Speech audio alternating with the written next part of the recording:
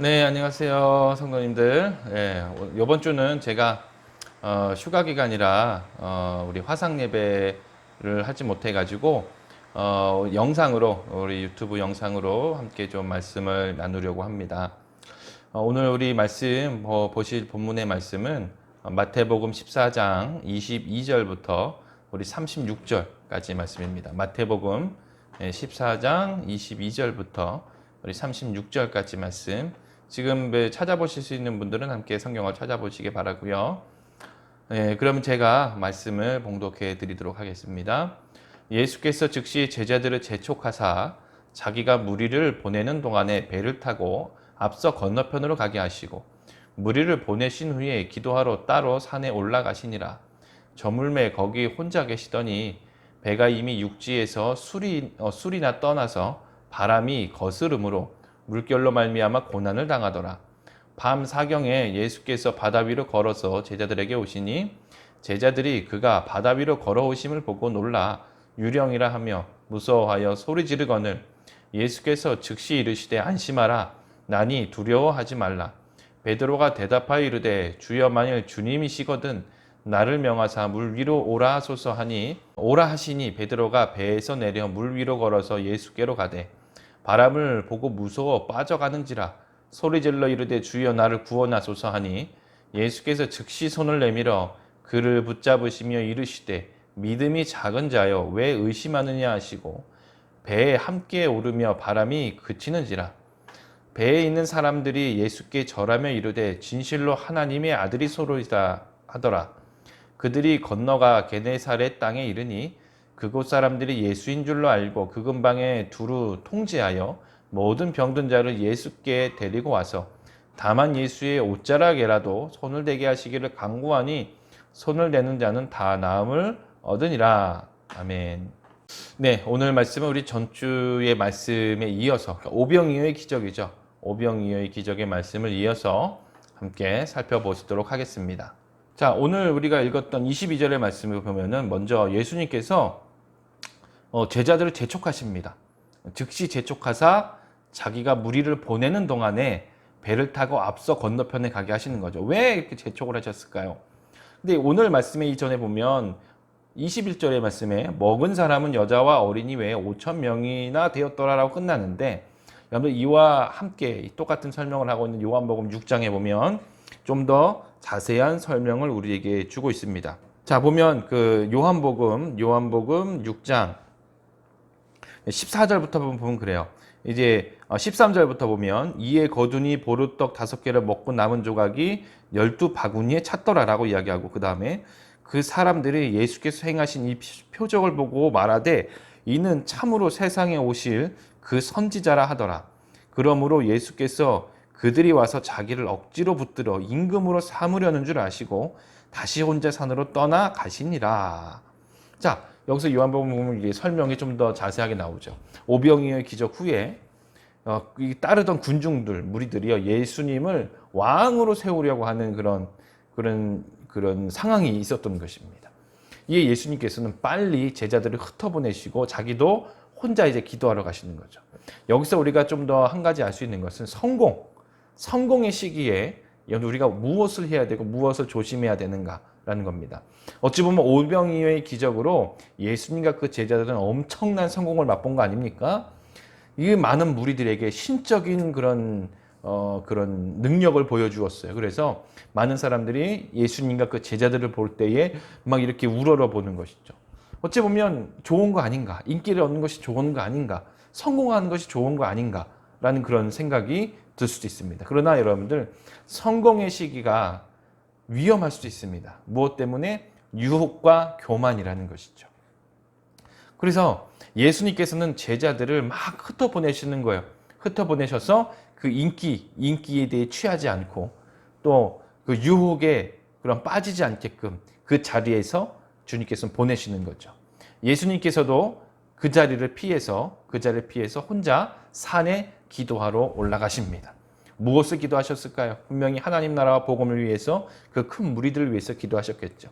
하나님의 뜻은 예수님이 지금 이 자리에 그들의 칭송을 받아서 왕이 되는 게 아니었습니다. 하나님의 뜻이 그것이 아닌 거예요. 그래서 예수님께서는 그 자리를 떠나신 거고요. 여러분들, 우리가 만약에 여러분들이 성공의 위치에 선다면, 정말 간절하게 원했던 그 자리에 선다면, 그것을 목표를 이루었다면 다시 한번 하나님의 뜻을 묵상하시는 여러분들이 되길 바랍니다. 그리고 그 자리에 섰을 때의 나를 향한 유혹과 교만, 이런 것들을 우리가 믿음으로 떨쳐내야 될 줄로 믿습니다. 그러니까 우리가 성공의 위치에 자리에 앉을지라도 겸손하게 하나님을 바라보는 그런 믿음의 모습이 필요한 것이죠. 그 다음에 보면은 제자들이 먼저 이제 배를 타고 떠났습니다. 예수님은 기도하고 계셨죠. 근데 제자들이 그 배를 타고 떠나는 그 물 위에서 풍랑을 맞이하게 되는 거예요. 바람이 심하게 불어서. 근데 여러분들, 이 제자들이 출신들 중에서 여러분 베드로도 그렇고요, 베타랑 어부들이 있었습니다. 얼마나 배를 잘 조정을 했겠어요. 이 베테랑인 그 어부 출신인 제자들도 어떻게 할 수 없는 그런 풍랑에 이르게 된 것이죠. 여러분들, 예수님께서 보내셨고 또한 예수님께서 그들을 함께하고 계시는데도 여러분들 풍랑을 만나게 된다는 겁니다.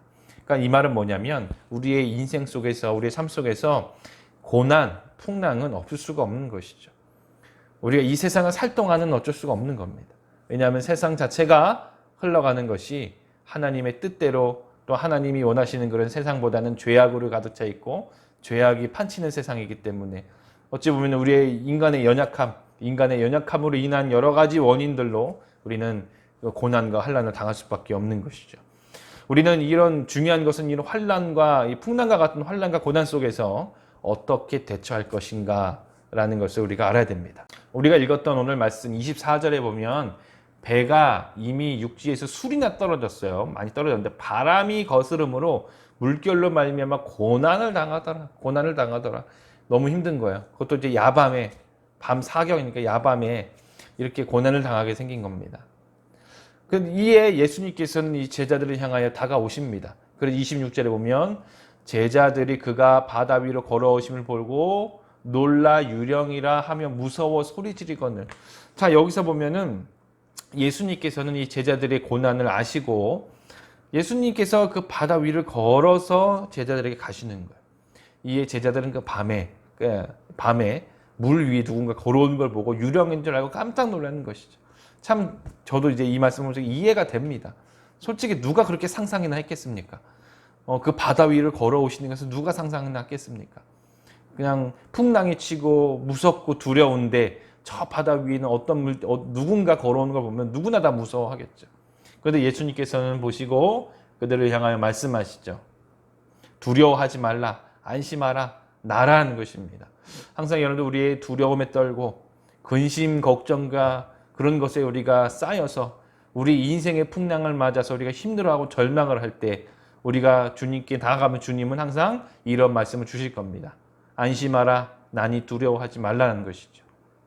참 우리의 말씀이고 예수님께서 내가 너와 함께 있다라는 그 메시지 자체가 우리 가운데 힘과 용기를 주는 귀한 주님의 복음인 줄로 믿습니다. 그리고 여러분들, 혹시나 지금 인생의 풍랑과 풍파를 만나서 고통과 어려움과 힘든 가운데 있는 분들이 있다면 분명히 주님께서 여러분들 옆에서 이렇게 말씀하실 겁니다. 안심하라, 나니 두려워하지 말라라고 이야기하실 겁니다. 이에 이제 수제자 베드로가 대답을 하죠. 용감하게 대답을 합니다. 주님, 이시거든 나를 명하여 물 위로 오라 하소서. 그도 이제 걷고 싶은 것이고 한번 증명해 보고 싶은 거죠.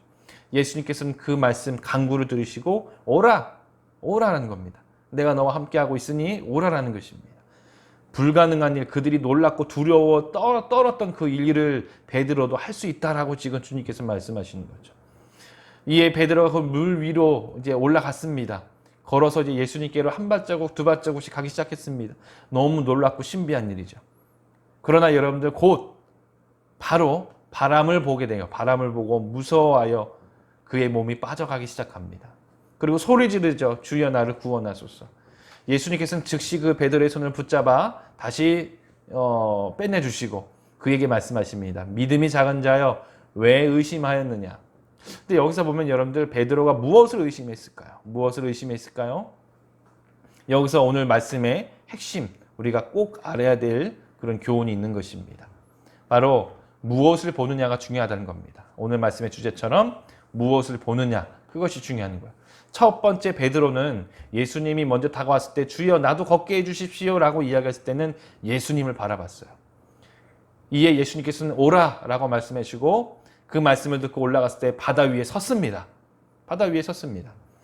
예수님을 바라보고 있을 때 놀라운 기적을 맛보고 기적의 주인공이 됐습니다. 그러나 바로 무엇을 봤죠? 바람을 본 거예요. 풍랑을 보게 된 겁니다. 그 주위에 있는 풍랑과 절망과 그들을 근심케 했던 일들, 그 사건을 보게 된 것이죠. 그에 바로 무엇이 들어왔을까요? 예수님을 향한 눈이 떠나서 절망과 고통을 주었던 사건을 바라보게 되니까, 풍랑을 바라보게 되니까 다시 두려움이 들어옵니다. 두려움. 걱정과 근심이 다시 들어오는 겁니다. 이에 다시 이 베드로는 물에 빠지게 되는 것이죠. 예수님은 그를 손을 붙잡아 또 빼내주시고 말씀하신 게 의심하지 말라는 거예요. 예수님만 바라보는 게 믿음입니다. 예수님이 앞에 있는데 여러분들 풍랑을 바라보면서 두려워하는 것은 의심입니다. 바로 그것을 우리에게 말씀해 주시는 거죠. 여러분들 우리 삶 가운데 주님은 환난과 고통 가운데 어려움 가운데 분명히 우리와 함께 하시는 줄로 믿습니다. 우리의 믿음이라는 것은 어떤 상황이든지 주님이 우리와 함께 하시고 또한 우리 성도님들의 기도를 들어주시고 주님의 섭리와 주님의 뜻 안에서 우리를 선한 길로 인도해 주시라는 그것 확신이 믿음인 줄로 믿습니다. 그러니까 우리는 인생을 살아갈 때에 풍랑을 만납니다. 어려움을 만나고 근심 걱정의 일들을 만납니다. 그것에 집중하고 그것에 주목해서 계속적으로 베드로가 바다에 빠지는 것처럼 그런 어려움과 두려움 가운데 있지 마시고 그것을 해결해 주실 수 있는 예수님을 바라보시기 바랍니다. 예수님만 바라보고 예수님 앞에 기도하며 믿음을 가지고 의심치 않고 주님께 나아가시기 바랍니다. 그러면 여러분들 삶 가운데 주님이 건져주시고 내니 안심하라 두려워하지 말라라는 그 안심 평안을 허락해 주시는 것처럼 놀라운 평안과 축복을 우리 성도님들에게 주실 줄로 믿습니다. 오늘 우리가 함께 짧은 말씀이지만 무엇을 보느냐가 중요합니다. 여러분들 삶 가운데 삶의 문제점과 어려움만 보시지 마시고 또한 여러분들 삶 가운데 그 사건들 절망적인 그것에 집중하지 마시고 오직 그 모든 것들을 능히 해결해 주시고 우리를 건져 주실 수 있는 예수님의 사랑과 예수님의 은혜와 예수님의 축복에 주목하셔서 주님의 기적의 주인공 그리고 축복의 주인공으로 삶을 살아가시는 우리 성도님 되시기를 주의 이름으로 축복드립니다. 아멘. 네, 제가 잠시 기도하겠습니다.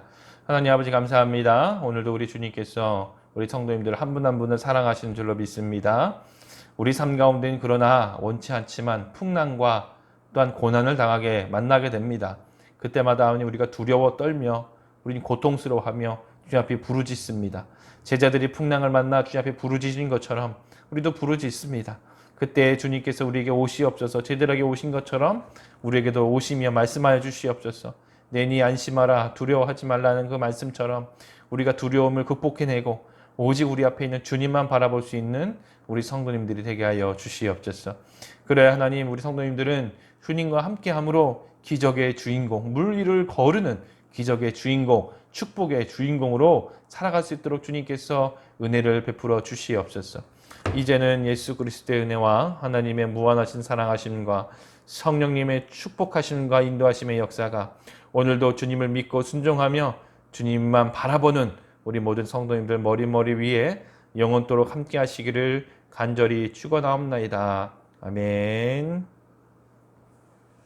네, 여러분들 한 주간도 평안하시고 그리고 이제 다음 주부터는 우리가 7월 달에 했던 것처럼 이제 화상강구 예배가 또 금요일만 하는 게 아니라 다시 이제 이게 회복이 될 겁니다. 우선은 좀 시간 조정이 좀 필요할 것 같아요. 그래서 제가 특히 토요일 날 저녁 같은 경우는 저도 이제 좀 이제 여러 가지 또 다른 사역들이 있다 보니까 이게 화상이 자꾸 겹쳐요.